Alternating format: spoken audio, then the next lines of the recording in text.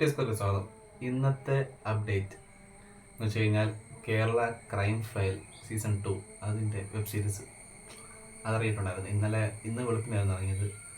ഒരു 6 episode, season 2 6 episode. Season 1 very nice, ഭയങ്കര engaging.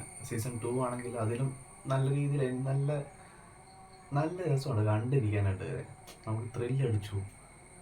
ഇതിനകത്ത് പറയാനുള്ളത് എടുത്തെടുത്ത് പറയണം. Directed by Ahmed Kabir. Script എല്ലാം പുള്ളിയുടെയാണ്. വേറെ ഇച്ചിരി ഒരു എന്താ പറയുക, ഒരു ഇച്ചിരി കൂടെ നമുക്ക് തോന്നും. നമ്മൾ പല കാര്യം ആലോചിക്കും, പക്ഷെ അതല്ല വരാൻ പോകുന്നത്. വേറെ കുറച്ച് കാര്യങ്ങളാണ്. നമ്മൾ വരുന്നതിൻ്റെ റൂട്ട് മാറ്റി വേറെ റൂട്ട് വിട്ടാണ് കഥ പോകുന്നത്. അത് ഭയങ്കര എൻഗേജിങ് ആണ്. പിന്നെ ഇതിനകത്ത് ക്യാമറ ആംഗിൾ എല്ലാം അടിപൊളിയാണ് കേട്ടോ. ക്യാമറ ആംഗിൾ അടിപൊളിയാണ്. അതേപോലെ വിഷ്വൽസ്, ഷോട്ട്, ഓരോ ഈ ഹൈ ഷോട്ടും ഡ്രോണിൻ്റെ ഷോട്ടും അതൊക്കെ വേറെ ലെവലാണ്. പിന്നെ ഇതിനകത്ത് എടുത്തു പറയേണ്ട കുറച്ച് ആൾക്കാരുണ്ട്.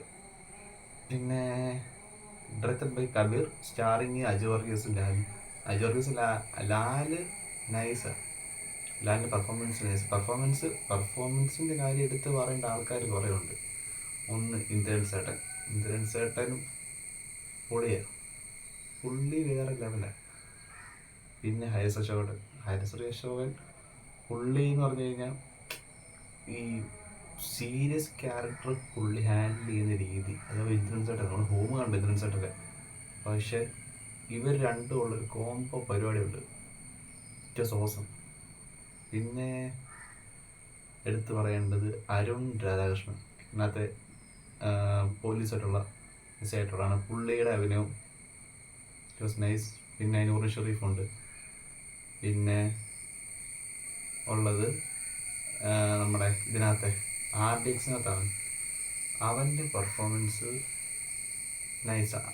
അവനെ RDX-ൽ അവനെ ഇന്ദ്രൻ ചേട്ടൻ, ഹരിസ് അശോകൻ, ലാല്, വേറെ 4 പേരുടെ പെർഫോമൻസ് ടോപ്പാണ്. ഇന്ദ്രൻസും Haris Ashokan top, one performance ആണ് കാഴ്ച വരുന്നത്. പിന്നെ എൻഗേജിങ് എന്ന് പറഞ്ഞു കഴിഞ്ഞാൽ നമ്മൾ വിചാരിക്കും ഇതാണ് നടക്കാൻ മോശം നടക്കുന്നത്, വേറെ റൂട്ടിൽ കൂടെയാണ് പരിപാടി. പിന്നെ ഇതിൻ്റെ മ്യൂസിക് ചെയ്തേക്കുന്നത് ഹെഷം അബ്ദുൾ വഹാബ്.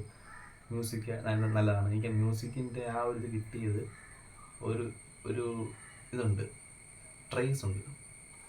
അവിടാണ് ഇതിൻ്റെ ആ ഒരു സോങ് ഒന്ന് കയറി വരുന്നത്, സോങ്ങിൻ്റെ ഓറ കിട്ടുന്നത്. അത് പൊളിയാട്ടോ. എനിക്ക് ഭയങ്കര ഇഷ്ടപ്പെട്ടത് ആ സാധനം. എനിക്ക് ആ ഒരു റൂട്ട് മാപ്പ് ഒരു പരിപാടി ഉണ്ട്, ഞാൻ പറഞ്ഞ സ്പോയിലറായി പോകും. പക്ഷേ അത് പൊളിയാണ്.